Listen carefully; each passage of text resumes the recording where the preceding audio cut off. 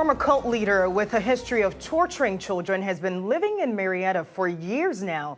Police say 75-year-old Anna Elizabeth Young used to live in Florida, where she ran a religious boarding school. But new information tonight connects her to a cold case involving the death of a child.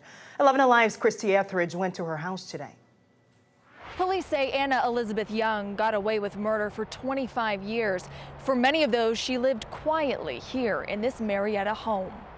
It's confusing, contradictory, and a little eerie to see the house where 75-year-old Anna Elizabeth Young has lived. The place where she hid from police behind signs depicting her love of Jesus. More than 20 of them grab your attention as you walk to her front door. It almost feels like overcompensating for this description of how a grand jury believes she killed a child back in the late 80s. The indictment says she premeditated the murder of a child who went by Moses by withholding food, willfully torturing, maliciously punishing, and unlawfully caging the boy. Police say this happened 25 years ago, and neighbors can't believe their quiet elderly neighbor had a secret so dark.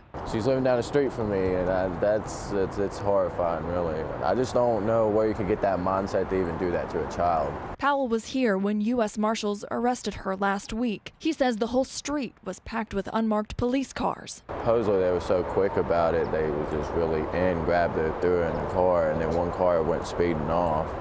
And then somebody was down there crying. We don't know what was going on about that. Police say Young is a former cult leader who ran a religious boarding school in Florida. The children called her Mother Anna. She moved to Georgia after serving time for bathing a 12-year-old girl in chemicals that caused severe burns. She eluded police for 8 years until they caught up with her in a relative's attic. Young is still in the Cobb County jail, but she has waived extradition and will return to Florida. In Cobb County, Christy Etheridge, 11 Alive News.